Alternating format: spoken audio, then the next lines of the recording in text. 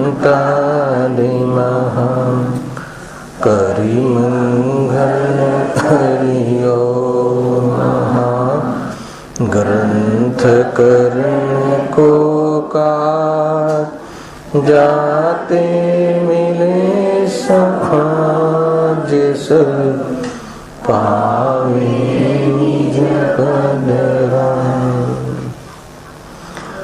भवना सर्व दुखो तणो कारण मिथ्या भाव तेनी सत्यानाश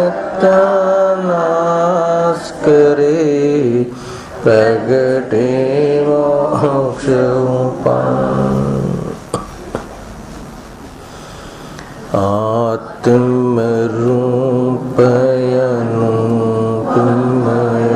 अद्भुत याहि लखे भव सिंधु तरो आत्म रूप।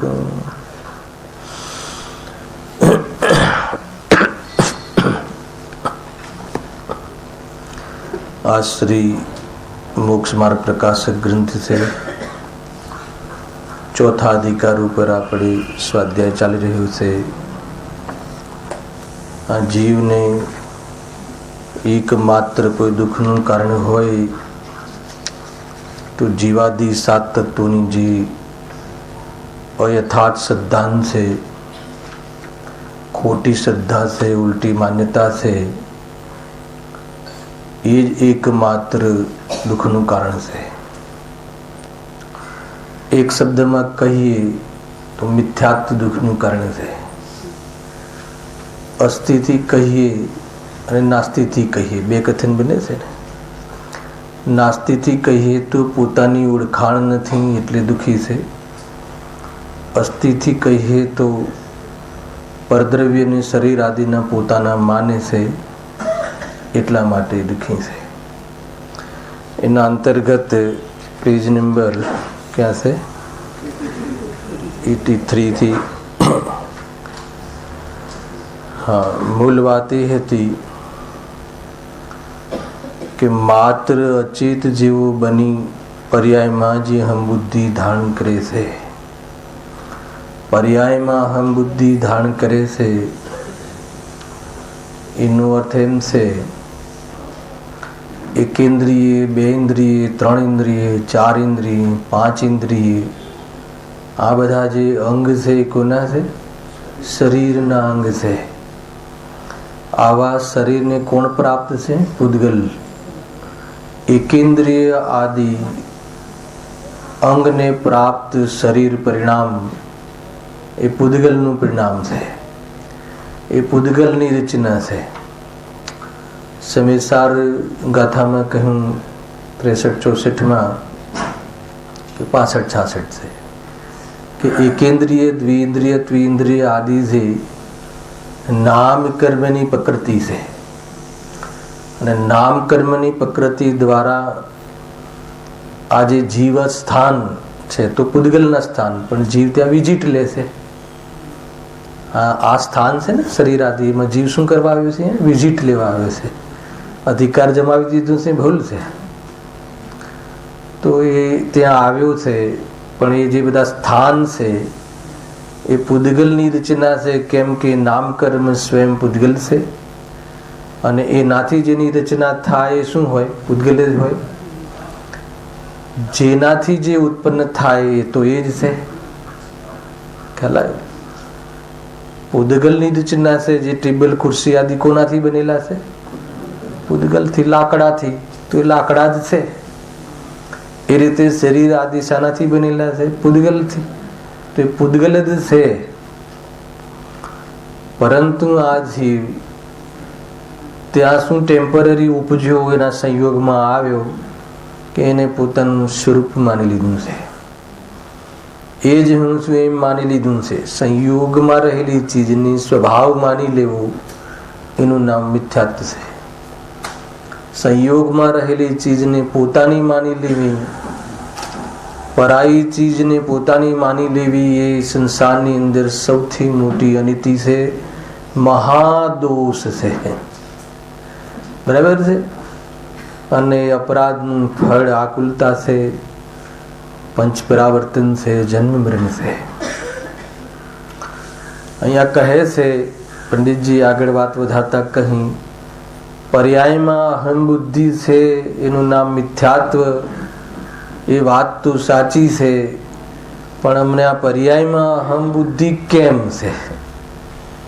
મૂળ તો આપણે ટોપિક ચાલી રહ્યો છે ને.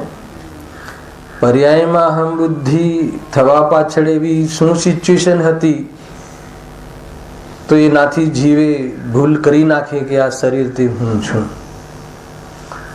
તો સૌથી પહેલા ત્યાં કહ્યું કે આ જીવને અહમ બુદ્ધિ કરવાનો સ્વભાવ છે. 2 મિનિટ લઈ લઈએ જૂનો વિષય. અહમ બુદ્ધિ કરવાનો સ્વભાવ છે. તો પ્રશ્ન એ છે કે અહમ બુદ્ધિ કરવાનો સ્વભાવ છે તો સ્વમાં અહમ બુદ્ધિ કેમ નથી કરતો, પરમાં કેમ કરી? પ્રશ્ન થાય ને, શરીરમાં કેમ કરી? તેનો જવાબ આપ્યો કે આ જીવ અનાદિથી આ જીવને ઇન્દ્રિય જ્ઞાન છે. ઇન્દ્રિયોના અવલંબનથી જાણવું થાય છે અને ઇન્દ્રિયના અવલંબનથી, ઇન્દ્રિયના માધ્યમથી પૂતગલ પદાર્થ જ, મૂર્તિક પદાર્થ જ એનો વિષય બને છે. આ પરિસ્થિતિ થઈ અને ત્યાં મૂળ શું ભૂલ છે? ભેદ વિજ્ઞાનનો અભાવ હોવાના કારણે, હે ને, ભેદ વિજ્ઞાન રૂપ વિવેકનો અભાવ હોવાના કારણે આ જીવ શરીર આદિ રૂપ પર્યાયમાં અહમ બુદ્ધિ પોતાનું સ્વરૂપ માની લે છે. પછી બીજી કઈ પરિસ્થિતિ બતાવી હતી? વળી આ જીવને અને શરીરને નિમિત્ત નૈમિત્તિક કાર્ય ઘણા છે, પણ ત્યાં એ નિમિત્ત નૈમિત્તિક કાર્ય ઘણા હોવાના કારણે આ જીવની અને શરીરની એને ભિન્નતા ભાસતી નથી. એવા કેટલાય કારણ છે નિમિત્ત નૈમિત્તિકમાં. ધ્યાન રાખવા જેવી બાબત આ હતી કે પોતાની ઈચ્છા થાય એના અનુસાર ન પરિણમે એવા ઘણા કાર્ય હોવા છતાં જીવ મોહની તીવ્રતામાં ત્યાં ધ્યાન આપતો નથી. એક પણ વાર વિચાર નથી કરતો કે હું તો ઘણી એવી ઈચ્છાઓ કરું છું કે શરીર આમ રહે ને શરીર તેમ રહે ને, પરંતુ એ અનુસાર ન થવા છતાં પણ એક વાર એ બાજુ ધ્યાન જતું નથી કે પરદ્રવ્ય છે એ મારા આધીન ક્યાંથી હોય. એ મૂળ ભેદ જ્ઞાન કરતો નથી અને આત્માની શાંતિ ખોઈ નાખે છે. બનીને આપણી સાથે. એના પછી બીજી શું વાત કહી? વળી આ જીવને તત્વજ્ઞાનના માધ્યમથી એના વિચારો દ્વારા દેહ અને આત્મા ભિન્ન ભાસી શકે છે, પરંતુ ત્યાં પણ મોહની તીવ્રતામાં એ પ્રકારના વિચારો તો કરતો નથી, ઉપરથી એનાથી વિપરીત વિચારો કરે છે. આટલી વાત આવી હતી ને, ઉલટા વિચારો કરે છે. એવું તો હોતું હશે. શરીરનું તો ધ્યાન રાખવું જ પડે ને. છે કોઈ જીવ ઓલો શરીર વગરનો? બધા જ જીવો શરીરની ધ્યાન તો રાખે જ છે. પોતાનું માનીને રાખે છે કે પોતા પરાયું માનીને રાખે છે એ નથી બોલતો. ખ્યાલ કે નહીં? તો એ રીતે ઉપરથી ઉલટું વિચારે છે, વિપરીત વિચારે છે. તો એ તત્વ વિચાર દ્વારા ભિન્નતા ભાસી શકે એમ છે, પરંતુ મોહના તીવ્ર ઉદયમાં એ પણ કાર્ય કરતો નથી. ઉપરથી એને પોષણ આપે છે અને એ પ્રમાણે આ જીવને પર્યાયમાં અહમ બુદ્ધિ ધારણ કરે છે. આટલો વિષય થયો હતો.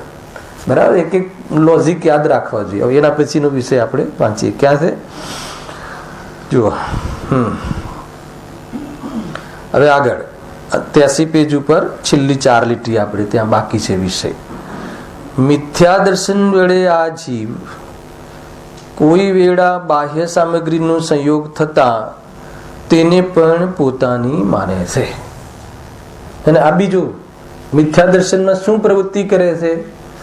મિથ્યા દર્શન વડે મોહના ઉદયના કારણે, તીવ્ર મોહ ભાવના કારણે બંને લઈ લેજો. આ જીવ કોઈ વેળા એટલે શું? કદાચિત એટલે શું? કે જ્યારે મનુષ્ય ગતિ આદિને પ્રાપ્ત થાય છે ત્યારે શરીર તો જન્મ મરણ સુધી રહે છે, પરંતુ એ ભવમાં બીજું શું શું ઉપલબ્ધ થાય છે? હે ને, મકાન છે, પુત્ર છે, સ્ત્રી છે, એ બધું લખી દો. જો હા, તેને પર્યાયમાં મિથ્યા દર્શન વડે આ જીવ કોઈ વેળા બાહ્ય સામગ્રીનો સંયોગ થતા ભૂલ શું કરે છે? તેને પોતાની માને છે. હવે એ વાતની ટીકા કરી, આગળ ખુલાસો કર્યો. જો કયા પદાર્થો લેવા, સામગ્રીમાં શું લેવું? આ બધી સામગ્રી છે. પુત્ર, સ્ત્રી, ધન, ધાન્ય, હાથી, ઘોડા, મકાન અને નોકર ચાકર આદિ જે પોતાનાથી પ્રત્યક્ષ ભિન્ન છે. સાંભળજો, હવે શું કરે? મિથ્યા દર્શનમાં પ્રવૃત્તિ શું કરે છે?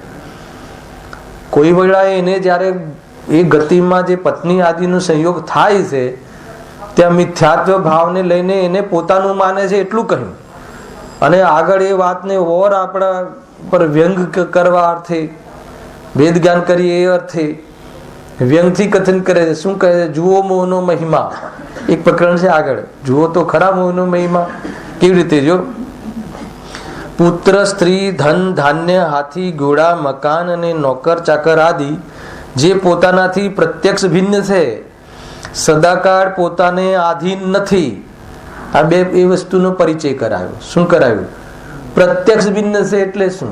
પ્રત્યક્ષમાં ખ્યાલ આવે છે કે જુદા છે, હે ને? એના સુખ દુઃખ જુદા છે, એના વિચારો જુદા છે, એના ઉદય જુદા છે, હે ને? બધું જુદું છે. એનું આયુ જુદું છે, એનો શ્વાસોશ્વાસ જુદો છે. એ રીતે બી બધું જુદું જુદું જ છે ને? પત્ની આદિ, પુત્ર આદિનું બધું જ જુદું છે. એની સોચ પણ જુદી છે, બધું જ જુદું છે. એ તો પ્રત્યક્ષમાં ખ્યાલ આવે છે. પછી ઓર શું કહ્યું? સદાકાળ પોતાને આધીન નથી. આ વાતમાં દંડ છે. કોઈ કાળે તો આધીન છે ને, કે નહીં? કોઈ કાળે આધીન નથી, સદાકાળ. એટલે ખ્યાલ આવે છે. આપણે કહીએ પણ છે કે બધા સ્વાર્થના સગા છે, હે ને? કે બોલીએ છે ને, બધા સ્વાર્થના સગા છે. આ સૌથી આપણી પેટર્ન શબ્દ છે, હે ને? થોડોક પણ માની લો કે આપણાથી અભિપ્રાય આપણે એનાથી જુદો કરીએ તો વિપરીત થતા એને વાર નથી લાગતી. થઈ જાય ને આપણાથી તેટલી જ વિપરીત. તમે તમારા ઘરે, મારા ઘરે, તો પણ આગળ કહે છે એક વાર પણ આ કહે છે પુત્ર, સ્ત્રી આદિ આ જીવને આધીન નથી. અને આ તો બધા સ્વાર્થના સગા છે, સ્વાર્થને જ પોષે છે. આપણે કહીએ છીએ કોઈ મરણ થાય તો શું છે? જો મોહની મહિમાનું કથન છે આ, હે ને? સ્વાર્થને જડે છે ને, તો પણ આંખ નથી ઉઘડતી. કોઈનું મરણ થઈ જાય અને આપણે ત્યાં શોકમાં પહોંચીએ છીએ તો જે રડે છે એ કોને રડે છે? એ વ્યક્તિના મરણને રડે છે કે સ્વાર્થને રડે છે? એના ઝીણી ઝીણી ખબર નથી પડતી. આપણે પકડતા નથી કે પકડવું નથી. જો તમે કથન બોલે, હવે શું કરશું, હવે દુકાન કઈ રીતે ચાલશે, એ મરણનું દુઃખ છે કે સ્વાર્થનું દુઃખ છે? યાત્રા લઈ જતા હતા, બરાબર કેર કરતા હતા, હવે મારી કાળજી કોણ લેશે? તો આપણે તું પણ આંખ નથી ઉઘડતી કે આટલો બધો સ્વાર્થ. સ્વાર્થના સગા છે કે નહીં આ બધા? જોરદાર છે ભાઈ. ધિક ધિક સ્વાર્થી સંસાર, ઉમડી ઉપસમ રસ ધાર, દિગંબર મુનિ ચલે. કેમ ગયા દિગંબર મુનિ? કેમ થયા? ધીક ધીક સવારથી સંસાર. ખ્યાલ આવી ગયો. શું ખ્યાલ આવી ગયો? લોકમાં પણ બહુ ઉદાહરણ છે ચીનુભાઈ. ક્યાં છે લોકમાં? છે ને એક તો વાલિયા લૂંટારા બધાને ખબર છે. ફરીથી કહી દઉં, સાંભળ્યું છે ને વાલિયા લૂંટારાનું? વાલ્મીકી બન્યું ને, ઋષિ વાલ્મીકી કેવી રીતે બન્યા? એને ખ્યાલ આવી ગયો ધીક ધીક સવારથી સંસાર.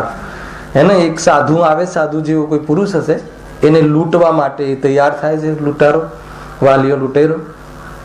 તો એ સાધુ જે છે એમ કહે છે કે તું આ બધું કરે છે એ કોના માટે કરે છે? તો કે ઘરે દીકરા દીકરીઓ બધા છે એના માટે કરું છું. તો કે એકવાર તું જરા પૂછીને તો આવ કે આનું જે ફળ આવશે નરકાદી જવું પડશે તો સાથે આવશે, સહભાગી બનશે કે સવાલ જ નથી ને? શું કામ ના આવે? એટલો ટ્રસ્ટ, કોન્ફિડન્ટ, હે ને? તો સાધુ કહે છે કે નહીં, તમે પૂછી આવો અને પછી જે લેવું હોય, લૂંટવું હોય, લૂંટી લો મને.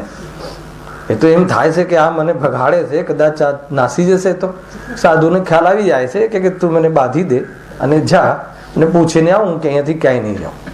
હવે શું થાય છે? ધનેશભાઈ ઘેર જઈને પૂછે છે કે આ બધું હું કરી રહ્યો છું એ તમારા માટે કર્યું છું, તો આનું ફળ તો નરક આવવાનું છે, વાત સાચી છે, તો તમે બધા આવશો કે નહીં? તો શું કહ્યું કે ભાઈ તમે તમારા રાગ માટે કરો છો, એને અમે થોડી સાથે આવીશું. ખ્યાલ આવી ગયો? આ રીતે એની આંખ ઉગડી જાય છે. પૂછજો રાજેશભાઈ ઘરે છે કે આ બધું અમે જે કરીએ છીએ અને આ જે કરે એ ભોગવે, કે જે એનો ઉપયોગ કરે એ ભોગવે. પાપથી કમાવાના પ્રયાસ કર્યા અને પુણ્યના ઉદયથી મળ્યું છે એ ભોગવવા તો રહેવાના નથી, એ ભોગવશે બીજો. એ ચીજોને કોઈ ભોગવી શકતો નથી, અલગ પ્રકરણ. પરંતુ આ જે કર્મ બંધાય છે એનું ફળ કોને ભોગવવું પડશે? ઓર બી ઘણા ઉદાહરણો છે લોકની અંદર, બહુ બધું ઉદાહરણ છે. એક શેઠજી હતા ચીનુભાઈ, તો એમને એમના પર બહુ રંજ હતો, પોતાના કુટુંબ પર, ફેમિલી પર, કે ભાઈ મારું કુટુંબ તો કહેવું પડે.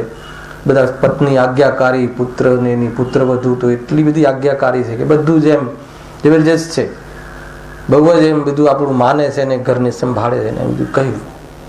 તો સામેવાળા સાધુને થાય છે કે આને જે અહંકાર છે એ અહંકાર થઈ ગયું છે. તો એ કહે છે કે આપણે પરીક્ષા કરીએ કે તારે ઘરે જવાનું અને નાટક કરવાનું. શાનું? મરવાનું નાટક કરવાનું, ડ્રામા કરવાનું. મરવાનું નહીં, ડ્રામા કરવાનું. એટલામાં હું આવીશ, પછી તું શાંતિથી સાંભળજે, પછી નક્કી કરજે. હે ને? સવારથી જે બધા છે ને આ લોકો, એ શેઠ કહે છે કે સાધુ કહે છે તો એકવાર કરવું જોઈએ. તો જ્યાં એ ઘરે જાય છે ને ઢોંગ કરે છે મરણનો કે ભાઈ ગયો, એટલામાં સાધુ ત્યાં આવે છે અને બધા રડતા હોય છે કે આમ છે તેમ છે. સાધુ કહે છે શાંતિ રાખો, હું એક ગ્લાસ જે છે ને એમાં પાણી ભરીને એના પર એક મંત્ર કરું છું. હવે એ જે આમાંથી પી જશે તમારામાંથી, એ મરણને પ્રાપ્ત થશે ને આ જીવી જશે.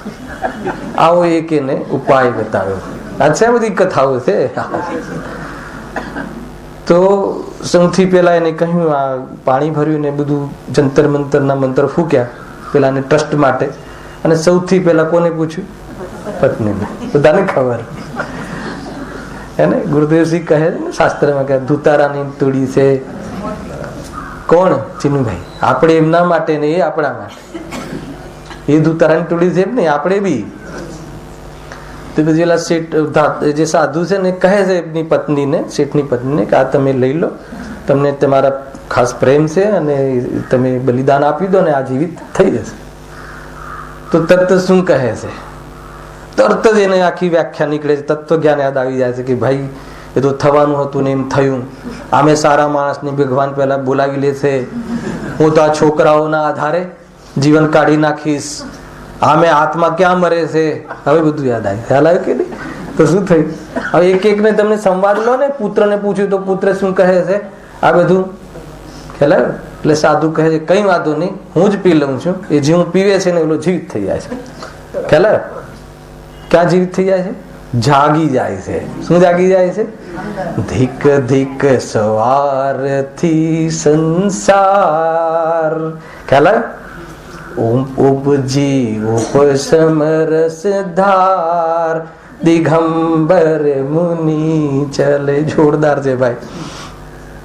છોડા જગ કા સબ ક્લેશ, ધારા મુનિઓ કા વેશ, દિગંબર મુનિ ચલે.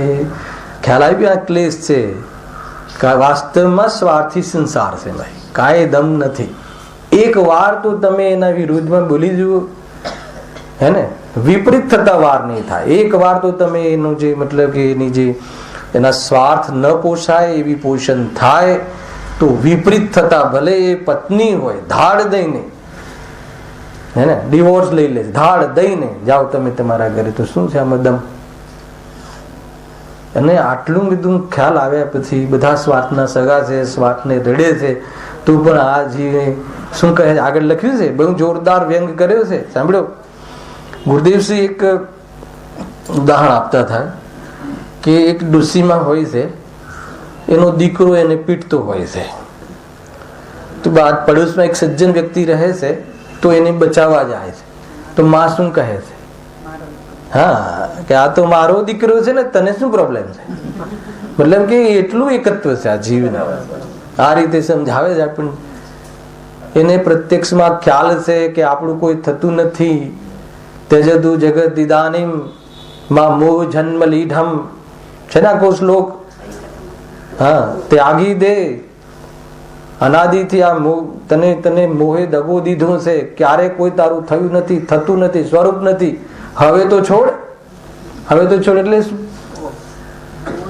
મોહ છોડ, મારું માનવાનું છોડ. મારું થતું નથી, તને દગો દે છે, દગો ફટકો આવે છે. આ મોહના કારણે, મોહના પોષણમાં કોઈ દિવસ તારું થયું નથી, બદનામી થાય છે. હવે તું જાગ. ભાઈ કોને છોડવાનું છે?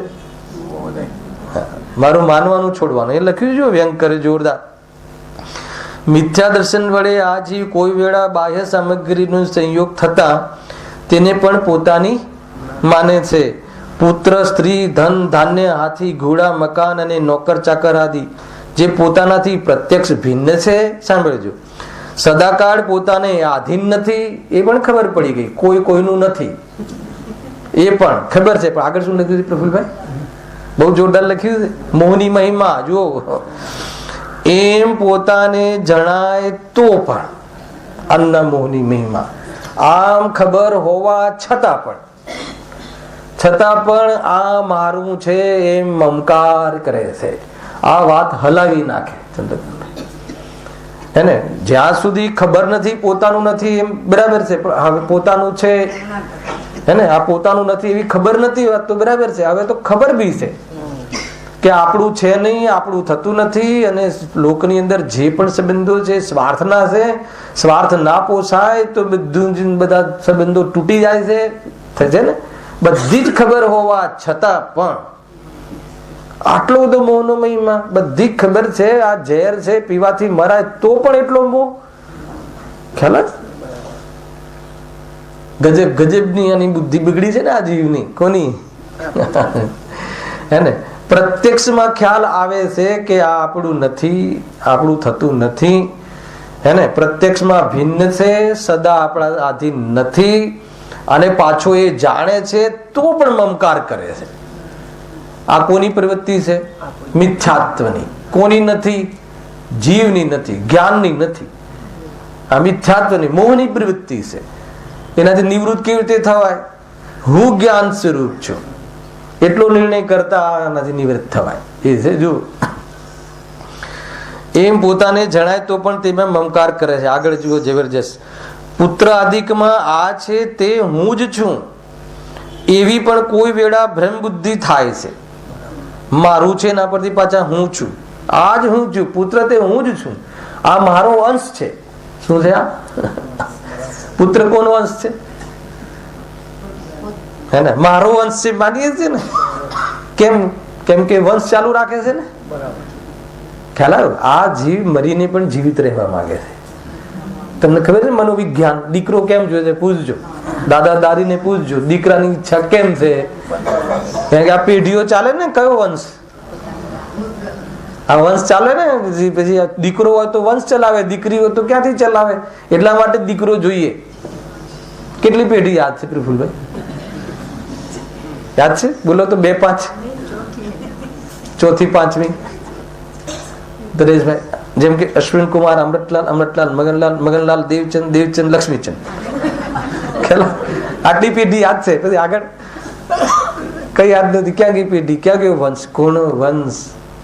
કોનું શું છે યાદ બી નથી હોતી પેઢી. એ તો આપણને તો આટલી યાદ છે. નવા ચોક ના પૂછજો, નવી શેર નવી પેઢીને પૂછ. વિરક્ત છે નવી પેઢી. સવારથી સંસાર. અરે 9મા અધિકારમાં તો એવા ચાપખા મારે છે પંડિતજી. જે પદાર્થમાં એને લાભ થતો દેખાય એને તો રાખે, અને જેનાથી હવે લાભ થતો નથી એવું લાગે તો એને કાઢે. ના ખ્યાલ આવ્યો? વધારે નથી કહેતો. જ્યાં સુધી મા બાપ થી લાભ થતો દેખાય ત્યાં સુધી તો રાખે, અને હવે એમનાથી કોઈ જરૂરત નથી, લાભ નથી તો એને ખ્યાલ આવે ને ક્યાં મૂકી આવે? વૃદ્ધાશ્રમમાં મૂકી આવે. ધીક ધીક સવાર થઈ સંસાર. મુનિરાજને ખબર પડી ગઈ અને જ્યાં ખબર પડી ગઈ ત્યાં ઉમડી ઉપશે રસધાર. અને સ્વરૂપમાં જવાનો પુરુષાર્થ જાગ્યો. દિગંબર મુનિ ચલે. હવે તો વાત પતી ગઈ. એને શાના માટે પડ્યા રહેવાનું ઘરમાં? હે ને, કોનો બોજો છે? મિથ્યાત્વ રૂપી બોજો છે ભાઈ. ધ્યાન રાખવું છે, જોરદાર છે. પુત્ર, હા સદાકાળ. હા આગળ આ પુત્ર આદિકમાં આ છે તે જ હું છું એવી પણ કોઈ વેળા ભ્રમ બુદ્ધિ થાય છે. એક એક મિથ્યાત્વમાં પ્રવૃત્તિ. એમ થાય છે દીકરાને કઈ થઈ જાય તો મને કઈ થઈ ગયું, હે ને, અમે એક જ છીએ. ખ્યાલ આવ્યો? એક જ છીએ ઉકેલતી માનો છો તમે? ભલે ને ફોરેન રહેતો હોય, સમાચાર આવે કે બીમાર પડ્યો છે તો દુઃખી કોણ થાય? બેચેન કોણ રહે? કેમ કે અમે એક માનીએ છીએ. બીમાર પડ્યો એટલે દુઃખી કેમ છે? બીમાર પડ્યો એટલે દિનેશભાઈ એક માનીએ છીએ એટલે. બસ આના ઉપર ધ્યાન આપો. બીમાર પડ્યો છે એ ઠીક છે, અને ખરેખર તો બીમાર એ ક્યાં પડ્યો છે? એ તો શરીરનું એક પરિણમન છે. જોવાની તો દ્રષ્ટિ તો શરૂઆત તો ત્યાંથી કરવાની છે. એ ચેતનનું સ્વરૂપ નથી. જે રોગ આદિ થયું છે એ પૂદગલની સાથે સંબંધ રાખે છે, જીવ સાથે નહીં. મૂળ વાત એ ત્યાંથી ભેદ વિજ્ઞાન કરો દાળ દઈને. હવે જો આગળ, મિથ્યા દર્શનથી શરીર આદિકનું સ્વરૂપ પણ અન્યથા ભાસે છે. છોડતા નથી પંડિતજી. અન્યથા ભાસે છે એમ કઈ છોડ્યું નહીં. આગળ એનું ટીકા આપી એટલે આપણે ત્યાં જ શરીર આદિનું સ્વરૂપ અન્યથા ભાસે છે એટલે શું? હવે એનો અર્થ કર્યો છે, આપણે આટલો વિચારો ન કાઢી શકીએ. પ્રકાશભાઈ એ લખ્યું છે મિથ્યા દર્શનથી શરીર આદિનું સ્વરૂપ પણ અન્યથા ભાસે છે એટલે શું? આગળ લખ્યું એટલે શું કે અનિત્ય ને નિત્ય, ભિન્ન ને અભિન્ન, દુઃખના કારણોને સુખના કારણ માને છે. એને અનિત્ય ને નિત્ય ઓર ભેગું કરો, નિત્ય ને અનિત્ય. આ શરીર આદિ જે સંબંધ છે, જે સંયોગ છે, જે પોઝિશન છે એ કેવી છે? અનિત્ય છે. એને અન્યથા માને એટલે શું? અનિત્ય ને નિત્ય માને છે. અરે પર ને પોતાનું માને છે. સૌથી પહેલા તો પરાયું છે એને પોતાનું માને છે. એટલું જ નહીં, અનિત્ય છે, બદલાવાનું છે, જવાનું છે, નથી રહેવાનું, પણ એને કેવું માને છે? મને એટલું બતાવો વૈભવભાઈ, આપણે જે બી પ્રયાસ કરી રહ્યા છીએ જીવનમાં એ આ શરીરને પહેલા તો એકરૂપ માનીએ છીએ એટલે બે એક, અને બીજું એ કાયમી રહેશે, એ અનિત્ય છે એવું એકે વખત યાદ આવે છે? જેના માટે આપણે કરી રહ્યા છીએ એ અનિત્ય છે, એ એનો નેચર છે. કોનો નેચર છે? આ શરીરનું આત્માની સાથે રહેવું એ પોઝિશન અનિત્ય છે. એ પર્યાયનો નેચર છે, એ પર્યાયનો સ્વભાવ છે, એ પર્યાયનું સ્વરૂપ છે. તો આપણને એકે વાર યાદ આવે છે કે આ અનિત્ય છે? યાદ આવે છે? કોઈ ભાઈ ગયા, ચિત્રદીક ચિત્રાંતર થયું, એને આપણે સ્મશાન યાત્રામાં ગયા, યાત્રા નામ આપે છે, સ્મશાન યાત્રામાં ગયા ત્યાં આપણે કેટલી બધી વાતો કરીએ છીએ. બિચારા ગયા, એને જલ્દી જતા રહ્યા, એ બધું બોલીએ છીએ. પછી ઓર કહે કે ભાઈ આમે હવે તો થઈ જ ગઈ હતી ને ઉંમર એટલે ગયા. ખેલા આ કોના માટે કહે છે? અને જે પોતાની પર્યાય છે એ તો કેવી છે? નિત્ય છે. એક વાર બી એવું વાસ્તુ નથી કે આ અનિત્ય છે. કેમ કે આંખ બંધ કરીને એ નિત્ય છે એટલું સમર્પણ, કાયમી ચીજમાં જેમ સમર્પણ કરવામાં આવે એટલું સમર્પણ ભેદ વિજ્ઞાનની ભૂલવાની કિંમત પર, ભેદ વિજ્ઞાનને છોડવાની કિંમત ઉપર, આત્માના દર્શનના પ્રસંગોને છોડવાની કિંમત ઉપર આ દેહને નિત્ય છે એમ ભલે બોલે, થોડી નિત્ય છે બોલે તો એમ કે આ તો અનિત્ય છે, કોનું રહેવાનું છે, પણ એની પ્રત્યેનું જે વલણ છે, એના પ્રત્યેનો એનો ઝુકાવ છે એ કેવો છે? એક વાર બી એવું થાય છે કે હું નેક્સ્ટ ક્ષણમાં નહીં રહું, હું આત્મા આ શરીરમાં નેક્સ્ટ પળમાં નહીં રહું. હેલા તો પછી આ પળમાં જુદો છું એવું ભાષે ક્યારે? આ નેક્સ્ટ પળમાં નહીં રહે, આ પળમાં સાથે દેખાય છે, નેક્સ્ટ પળમાં નહીં રહે. કરનાર યોગ તો એ પણ સિદ્ધિ કરે છે કે નેક્સ્ટ પળમાં ખરેખર એ શરીર નથી રહેતું. એને લાખો પરમાણુ નીકળી જાય છે, કરોડો, અનંત કહે છે ત્યાં તો અનંત પરમાણુ નીકળી જાય છે ને બીજા અનંત પરમાણુ આવી જાય, બદલાઈ જાય. કયું રહ્યું શરીર? બીજું આવી ગયું શરીર બીજા સમયમાં. કોનું? પૂતગલનો. આપણું કાંઈ નથી ગયું, આપણામાં કાંઈ નથી આવ્યું, એ તો મૂળ સિદ્ધાંત છે. એ યાદ નહીં રહે તો બહુ દુઃખી થઈ જશે જીવ. જો બહુ જોરદાર વાત છે ને પ્રભુભાઈ. નિત્ય અનિત્ય ને નિત્ય, અને જે નિત્ય છે એને આમાં નથી લખ્યું પણ પછી કાઢવું જોઈએ. નિત્ય છે ને, આત્મા તો નિત્ય છે. શરીર મરતા હું મરી જઈશ એમ માને છે. નિત્ય ને શરીરનો ઉપયોગ થતા હું મરી ગયો એમ માને છે. એ નિત્ય ને અનિત્ય માને છે. ભિન્ન ને અભિન્ન માને છે. આવી ગયું ને? આ જે લીટીની વિવક્ષા કરી રહ્યા છે, મિથ્યા દર્શન થી શરીર આદિનું સ્વરૂપ પણ અન્યથા ભાસે. કેવું ભાસે છે? જે ભિન્ન ભિન્ન છે એ ચીજ અભિન્ન ભાસે છે, અને જે જ્ઞાન આદિ ત્રિકાલ અભિન્ન છે એ ભિન્ન ભાસે છે. જ્ઞાન તો ગુરુથી થયું, ખ્યાલ આવે કે નહીં? અને રાગ તો મારું સ્વરૂપ છે, શરીર તો મારું સ્વરૂપ છે. એ રીતે માને છે. બહુ ભૂલ છે. કાળ વિપરીતતા, સ્વરૂપ વિપરીતતા, ભેદાભેદ વિપરીતતા. આગળ આવ્યું કાળ વિપરીતતા, સ્વરૂપ વિપરીતતા, ભેદાભેદ વિપરીતતા. જે ચીજ ભિન્ન છે એને અભિન્ન માને છે, ને જે અભિન્ન છે એને ભિન્ન માને છે. આ કોની પ્રવૃત્તિ છે? મિથ્યાત્વની પ્રવૃત્તિ છે. આ પ્રવૃત્તિથી શું થાય છે? જીવ આકુલિત રહે છે. એનો અર્થ શું? કે જીવ સુખી થતો નથી. એનો અર્થ શું? સુખી થવા માટે શું કરવું જોઈએ? હે ને? આ જે મિથ્યાત્વ, આ ભ્રાંતિ છે એને છોડવી જોઈએ. શાના આધાર ઉપર? સિદ્ધાંતના આધાર ઉપર અને આત્માના બલ દ્વારા આ બ્રહ્મ તૂટી જાય. એ જીવ પર્યાયની અંદર પણ સુખને પ્રાપ્તિ કરી લે છે. સ્વભાવે તો સુખરૂપ છે જ, પણ પર્યાયમાં પણ સદૃશ્યતાને ધારણ કરીને આ જીવ સાદી અનંતકાલ સુખી થઈ જાય છે. આ કોણ કરી શકે? બહુ જબરજસ્ત કાર્ય છે, કરવા લાયક. આ કાર્ય તરફ આપણું ધ્યાન ગયું નથી. અનાદિથી કાંઈ હાથ નહીં આવે, કોઈ હાથ લાગવાનું નથી, કોઈ અહીંયા કાયમી આ શરીરમાં રહેવાનું નથી, અને આત્મા ક્યારેય પણ નાશ થવાનું નથી. આ બધા જે મૂળ સિદ્ધાંતો જે છે એમાં ભૂલનું નામ મિથ્યાત્વ. ખ્યાલ? મૂળમાં જે ભૂલ છે એનું નામ મિથ્યાત્વ.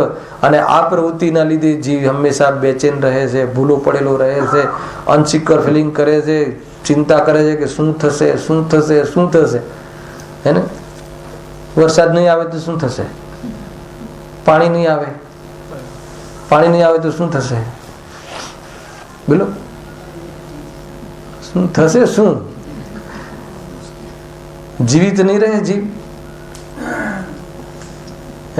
મુનિરાજને આવો વિચાર કેમ નહીં આવતો હોય કે એમને ઘર બાર તો છે નહીં અને આપણે છે, એમ ભેદ જ્ઞાન છે.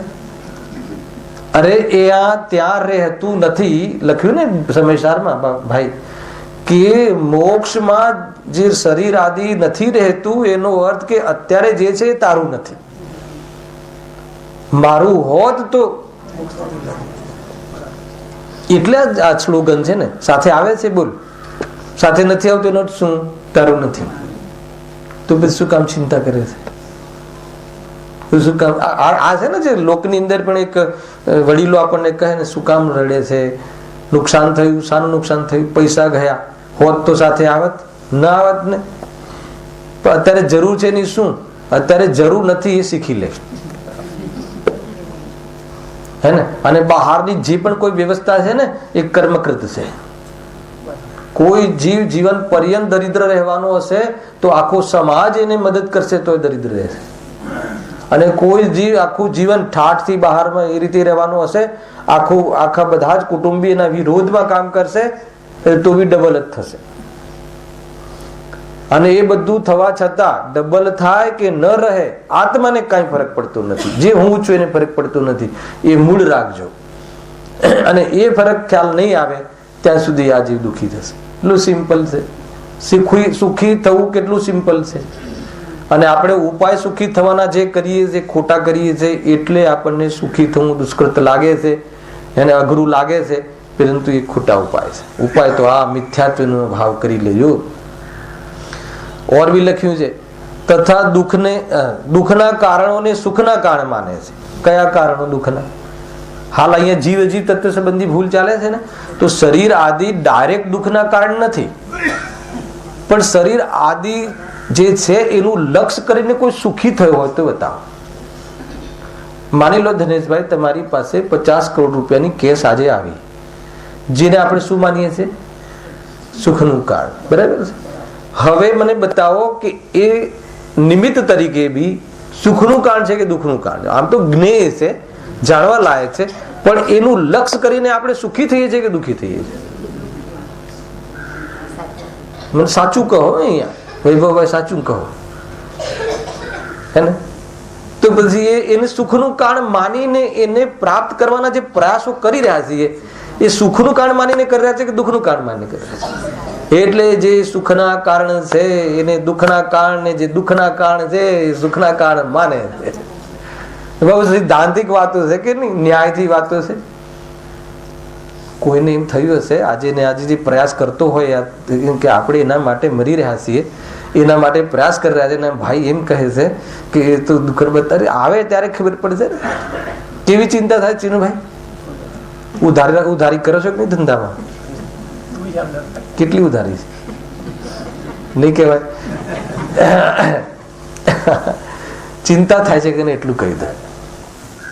કેમ થાય? બટ નેચરલ છે ને, સ્વભાવ માને છે. દુઃખી તો થવાય જ ને. પૈસા જતા રહે દુઃખી ના થવાય? આપણી ચીજ જતી રહે દુઃખી ના થવાય? એને સ્વભાવ માન્યો ને, પોતાનું માન્યું ને. અચ્છા, તો પછી આયુ સમાપ્ત થતા જવાનું થશે તો જીવ કેટલો દુઃખી થશે? બધું એ મૂકીને જશું ઉઘરાણી, પછી દીકરો એ નહીં જાય ના, છેલ્લે બધું અમે કહીને જશું, હે ને? બરાબર. આવડી ડાયરી રાખી છે તો બરાબર ખબર છે કોની પાસેથી લેવા, કોની પાસે લે. ફાડી નાખો આજે જ, કઈ નથી, કોઈ લાભ નથી. નિશ્ચિંત કરી દો બધાને. ખેલાય કે એનાથી નથી થતું નિશ્ચિંત. નિશ્ચિંત તો એ ચીજમાં સુખ નથી, એ નિર્ણય કરવાથી થાય છે. મિથ્યા ભ્રાંતિ છોડ્યા વગર આ જીવની બહારમાં પુણ્યનું ઠાઠ હોય તો પણ સ્વરૂપનું ખબર ન હોવાથી જીવ દુઃખી જ થાય છે. એકાંતે કેટલો સરળ ઉપાય છે બોલો. દુઃખના કારણ છે.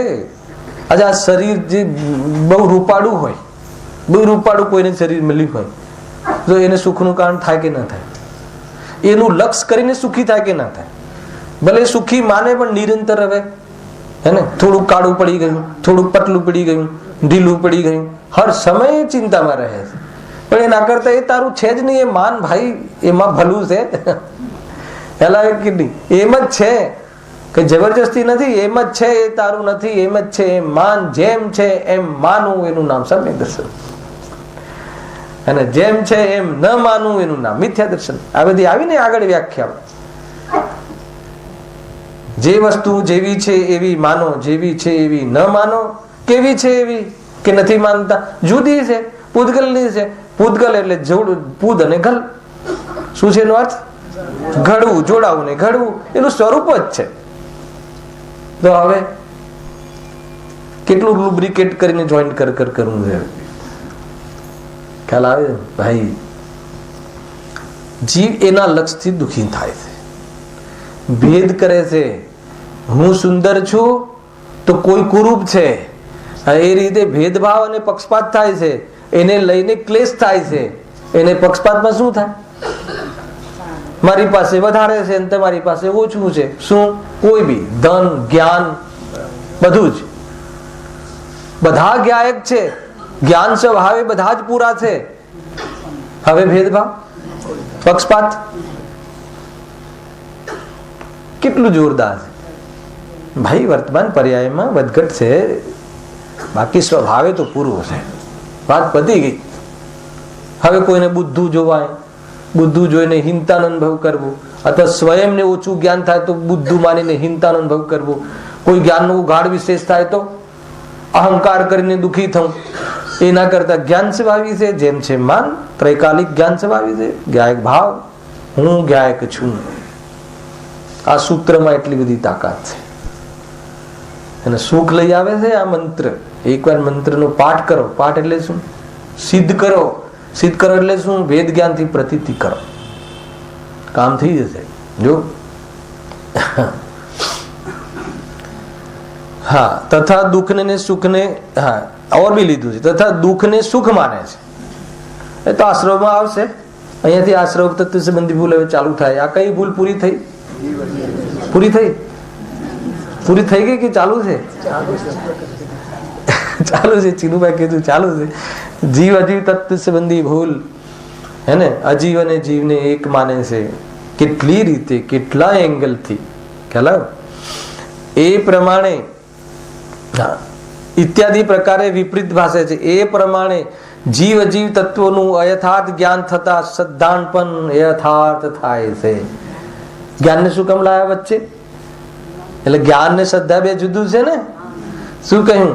અયથાર્થ જ્ઞાન થતા સદ્ધાન પણ અયથાર્થ થાય છે.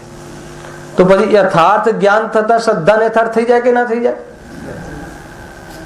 તો જ્ઞાન તો યથાર્થ છે કે નહીં? અરે જયારે શ્રદ્ધા યથાર્થ થાય ત્યારે એ જ્ઞાનને પણ હે ને યથાર્થ જ્ઞાન કહેવાય છે. એ પહેલા આગમ અનુસાર યથાર્થ હોવા છતાં પણ જ્યાં સુધી અભિપ્રાય ન પલટાય તો એ જ્ઞાનને સમ્યક કહેતા નથી. ખ્યાલ આવ્યો કે નહીં? પણ અગર જો એ જાણકારી પણ યથાર્થ ના હોય, જો અયથાર્થ જાણકારી હોય તો સદ્ધાન ક્યારે પણ યથાર્થ ન થાય, અયથાર્થ જ થાય. ખ્યાલ આવે ને? આપણામાં આ જ્ઞાન એક એવો એજન્ટ છે, જ્ઞાનનો રોલ છે આ શ્રદ્ધા સાથે. આ હે ને, શ્રદ્ધા અલગ વસ્તુ છે, જ્ઞાન અલગ વસ્તુ છે. શ્રદ્ધા પ્રતીતિ માત્ર છે, જ્ઞાન જાણવા રૂપે છે. પ્રતીતિમાં જ્ઞાનની કોઈ એક્શન નથી. ખ્યાલ આવે કે નહીં? અત્યારે આપણે જેવી બહારમાં પ્રોપર્ટી છે ભાઈ, એ અચ્છા માન લો કે આપણે ઘરે આપણે સુઈ જઈએ છીએ રાત્રે, તો એક વખત પછી યાદ કરીએ છીએ કે આ ઘર મારું છે. અચ્છા, એક વખત આખા દિવસમાં ઘર મારું છે એવું જ્ઞાન કરીએ છીએ, જ્ઞાનમાં લાવીએ છીએ, વિચારમાં લાવીએ છીએ. તો પછી આ મારું છે એવી પ્રતીતિ છૂટી ગઈ છે. પ્રતીતિ અને જ્ઞાનમાં અંતર ખ્યાલ આવે? શ્રદ્ધામાં તો પ્રતીતિ ચાલે જ છે. અરે એમ કહે આપણું ક્યાં છે ત્યારે પણ આ મારું છે એ પ્રતીતિ ચાલુ રહે છે. પરંતુ ભેદ જ્ઞાનના માધ્યમથી વારંવાર જ્ઞાન એને ભેદ જ્ઞાનમાં લે, જ્ઞાનમાં ઘે બનાવે તો શ્રદ્ધા શું થાય છે? ઢીલી પડે છે, ઘડે છે. ખ્યાલ આવે? આ પણ એક ઉપાય છે, અથવા આ જ એક ઉપાય છે આપણા હાથમાં. એટલે જ્ઞાનને વિષય આપો, ઈમાનદારીથી એમાં વિવેકપૂર્વક વિચાર કરો તો પ્રકાશ થઈ જશે. બરાબર? પ્રકાશ થાય. આ છે આખો ઉપાય. આરતી છે. અયથાર્થ જ્ઞાન હોય, આપણે તો એવું માનીએ છીએ. શું માનીએ છીએ? આ એક જ છે. અને આપણા ઘરમાં જે પણ આપણા મિત્રો છે, આપણા સગા સંબંધીઓ છે, એ પણ આચાર્યત્વ શાનું કરે છે? આપણને શું, દીકરાને આપણે શું કહીએ છીએ? બેટા મંદિર જજે પેલા કહીએ છીએ કે બેટા શરીર સાચવજે પેલા કહીએ છીએ? બોલો, ધ્રુવને તમે શું કહો છો? તમે તો બતાવતા જ હશો, સામાન્ય વાત. આપણે આમ દીકરાને શું કહીએ? મેં કહ્યું તો લાસ્ટ ટાઈમ જનરલ વાત થતા કે શિબિરમાં દીકરાને મોકલીએ તો પેલા શું કહીએ છીએ? હે, ઓઢવા પહેરવાનું, શિયાળો હોય તો મજા છે ને? ડિસેમ્બરમાં છે. બરાબર જમી લેજે 2 ટાઈમ, શરીરને બરાબર સાચવજે, પછી સાંભળજે કે દેહ ને આત્મા બે ભિન્ન છે. પણ પેલા આ ધ્યાન રાખજે. આપણે સંસ્કાર જ આપી રહ્યા, આપણે એ જ પાકું કરાવીએ છીએ. આપણે દીકરાઓને પાકું એ કરાવીએ છીએ ક્યારે પણ ભાઈ ભલે આ રાગ આવે છે, પરંતુ દેહ ને આત્મા એક છે. જ્યાં સુધી માનીશ બેટા ત્યાં સુધી આ પાર નહીં પડે.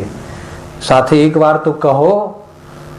શું કહ્યું? સાથે એક વાર તો આને જોડીને કહો. ભલે પેલું પહેલા કહો, પણ સાથે આ એક વાર તો એક વાત મૂકી દો તો જરા એને ખ્યાલમાં આવે. હે ને? પણ ક્યારે આપણને એ પ્રમાણે મહિમા ભાષે તો કહે ને. મૂળ તો એ ભૂલ છે, બધા કહે મૂળમાં ત્યાં જ ભૂલ છે ને. હે ને? આપણને જ રસ છે કે એ દીકરો બરાબર આ રીતે રહે તો એ કહે છે ને. એટલે અયથાર્થ જ્ઞાન હોય તો શ્રદ્ધાન અયથાર્થ જ થાય, યથાર્થ ક્યારેય નહીં થાય. એટલે શ્રદ્ધાન યથાર્થ કરવા માટે જ્ઞાન યથાર્થ જોઈએ. જ્ઞાન યથાર્થ થતા શ્રદ્ધાન યથાર્થ થાય છે, અને જ્ઞાન અયથાર્થ થતા શ્રદ્ધાન તો અયથાર્થ જ રહે છે. એટલા માટે જે અત્યારે આપણે આ જ્ઞાનને યથાર્થ કરી રહ્યા છીએ, શાના માટે? શ્રદ્ધાને, અભિપ્રાયને પલટાવવા માટે હોય તો બરાબર, ને તો આ જ્ઞાન પણ આગળ કહું ભવ હેતુમાં નિમિત્ત બને છે. જાણકારી પણ ભવ હેતુમાં નિમિત્ત બને છે કે હું વધારે જાણું છું. ઝઘડામાં, ક્લેશમાં સિદ્ધિ કરીને બતાવું, બોલું તમને આ પાના પર બતાવી દઉં, બોલું પણ આત્મા કોઈ પાનામાં નથી, જ્ઞાન કોઈ પાનામાં નથી. જ્ઞાન તો ગાયકમાં છે, એને ખબર પડતી નથી. ખ્યાલ આવ્યો કે ના આવ્યો?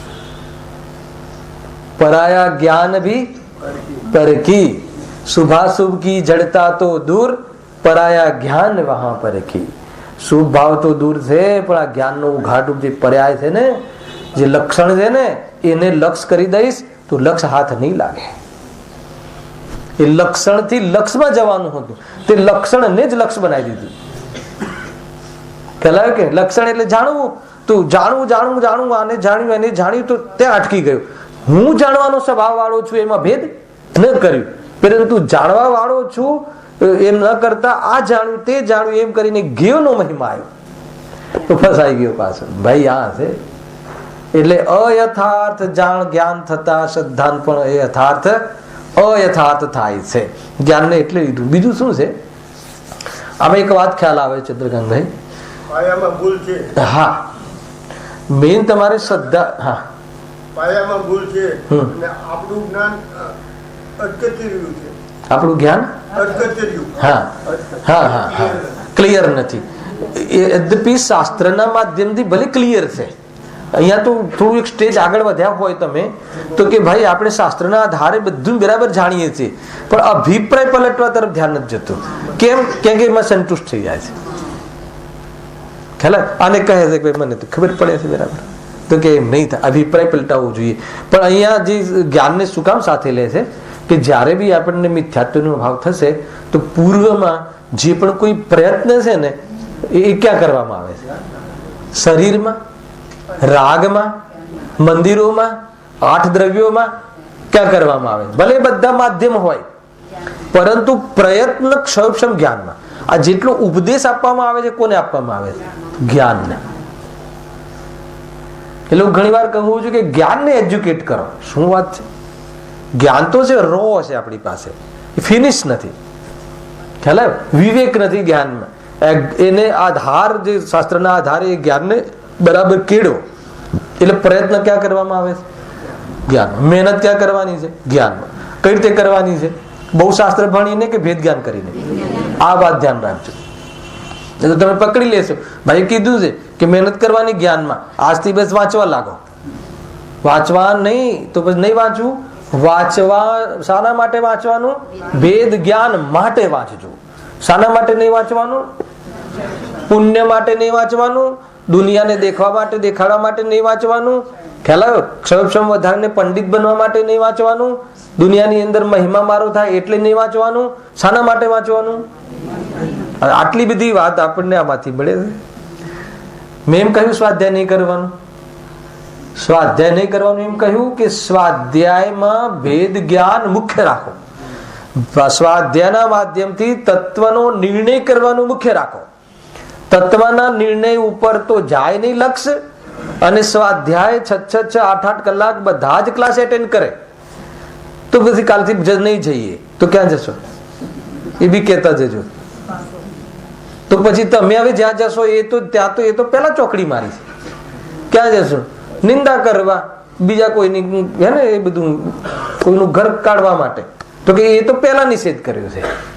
તો ખરેખર જવાનું ક્યાં આવ્યું? પછી જ્યારે સ્વાધ્યાય જેવા પવિત્ર કાર્યોમાં પણ નિષેધ કર્યો હોય એનો અર્થ કે કોઈ ઊંચી જગ્યાએ જવાની પ્રેરણા છે.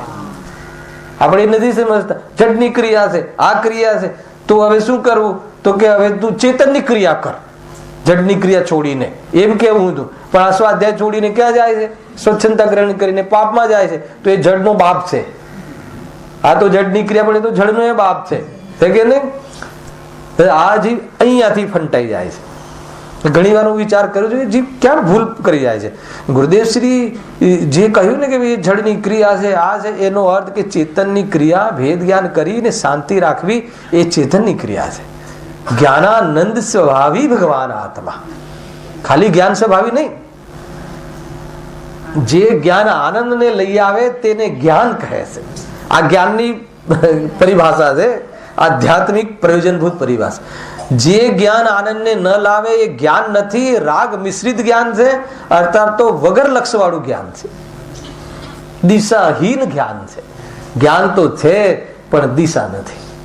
અને દિશા આપવાનું કામ નિમિત્ત તરીકે દેવશાસ્ત્ર ગુરુ અને ઉપાદાન તરીકે સ્વયં ભેદ જ્ઞાન કરે તો કહે છે એને દિશા મળી જાય તો એને કાંઈ જાણવાની જરૂર નથી, કેમ કે જાણનારો જણાઈ જ રહ્યો છે.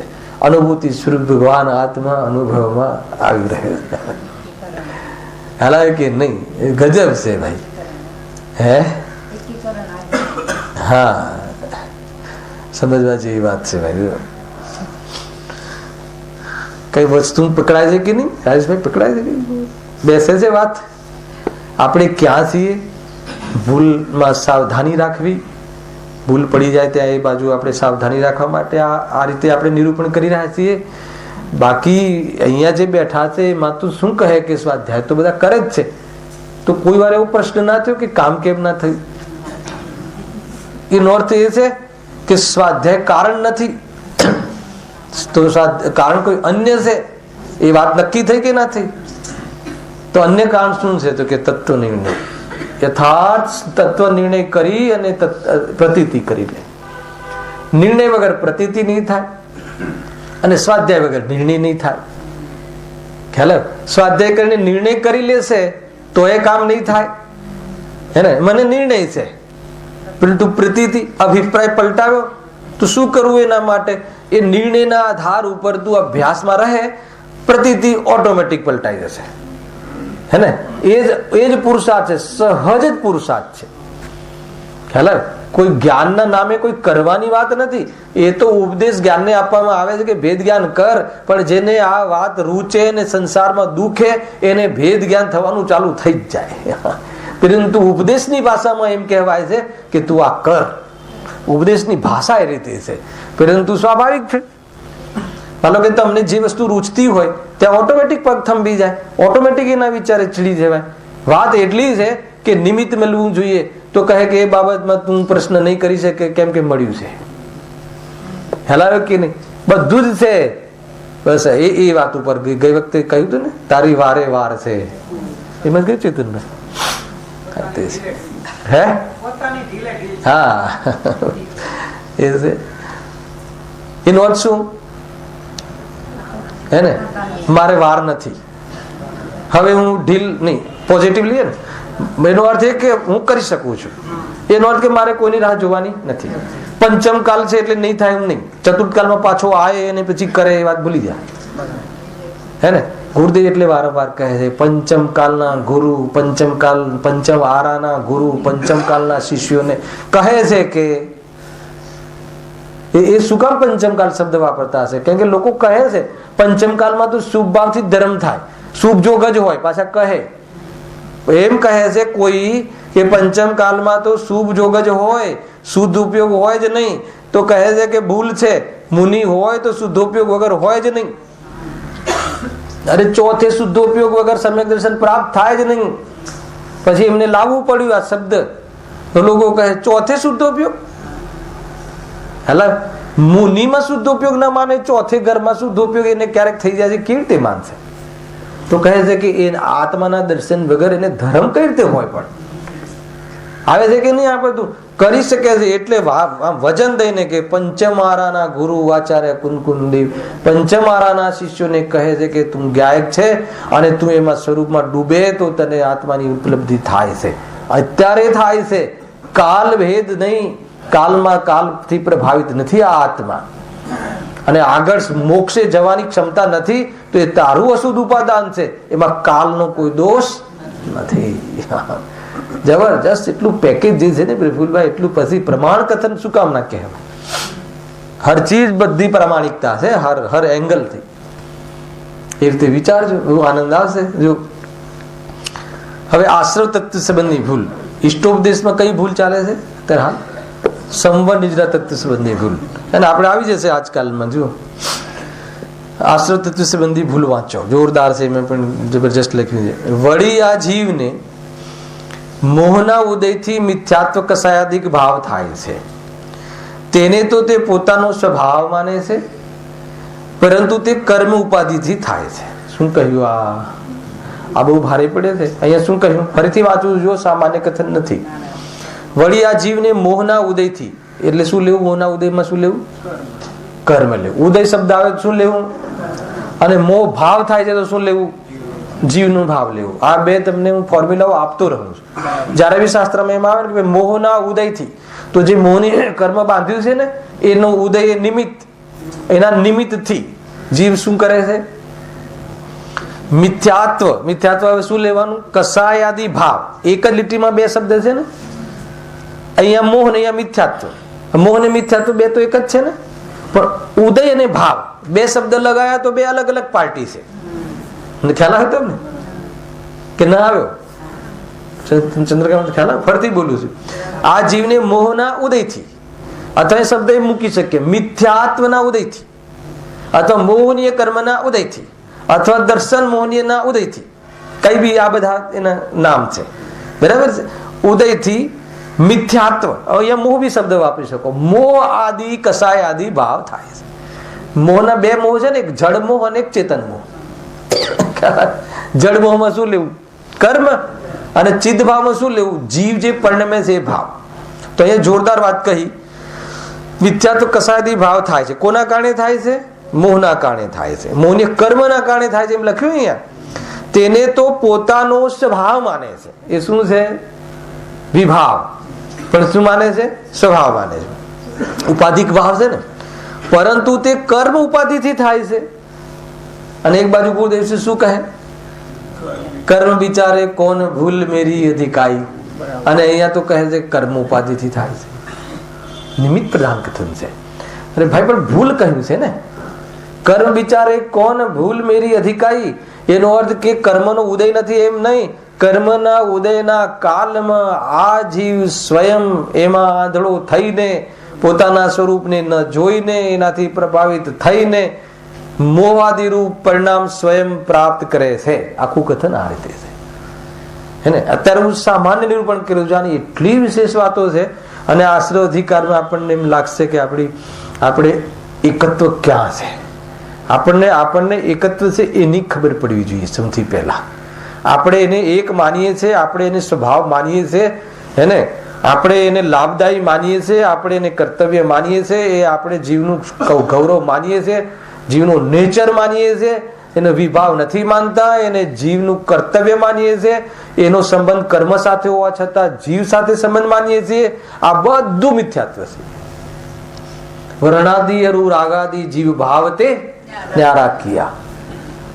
હે ને? આખી 50 થી લઈને બધી ગાથાઓ છે ને. વર્ણાદિ અને આ રાગાદિ ભાવો, એવા 29 જે ભાવ છે કોના છે? પેલા આ રીતે 3 શબ્દ યાદ કરાવું છું, કાલે લેશું. એ જીવના નથી. પેલા શું કહ્યું? જીવના નથી. પછી બીજા શબ્દમાં શું છે? તો કોના છે બતાવી દો. તો કે પૂદગલના છે. હે ને? પછી ત્રીજું શબ્દ શું? પોતાની અનુભૂતિથી ભિન્ન છે. એટલે શું? જ્ઞાની ધર્માત્મા પોતાને હું તીર્થંકર છું એમ અનુભવ કરતા નથી. કેમ? કેમ કે તીર્થંકર પ્રકૃતિ, હેલો, અને એ 13મું ગુણસ્થાન, જીવસ્થાન, ગુણસ્થાન આદિ કર્મને લઈને થવા વાળા ભેદ છે. ગાયકને ભેદથી જોવાય છે, ભેદના કારણે. એટલે એ બધું શું છે? હેલો, હું તીર્થંકર નથી. હું કોણ છું? ગાયક છું. તીર્થંકર પરમાત્મા શું અનુભવ કરતા હશે? ખ્યાલ આવ્યો? અને આપણને કોનો મહિમા આવે છે? સમજમાં આવે છે વાત? તીર્થંકર પરમાત્માને એમ ગુરુદેવસિંહને શું આવતું હશે કે હું ભાવિ તીર્થંકર છું એમ અનુભવ કરતા હશે, કે હું ગાયક છું એમ અનુભવ કરતા હશે? 101% ભાવિ તીર્થંકર છે, એનો નિષેધ નથી. પરંતુ એ શું અનુભવ કરતા હશે? તે તીર્થંકર પદને કેમ અનુભવ નથી કરતા? કેમ કે અધ્રુવ છે, અનિત્ય છે, એમ અનુભવ નથી કરતા. પોતાની અનુભૂતિથી એ ભિન્ન છે. એટલી જોરદાર વાતો છે ભાઈ. બાકી ચર્ચા કાલે સાંજે મળીએ છીએ 9 વાગે. સહજાનંદી સુર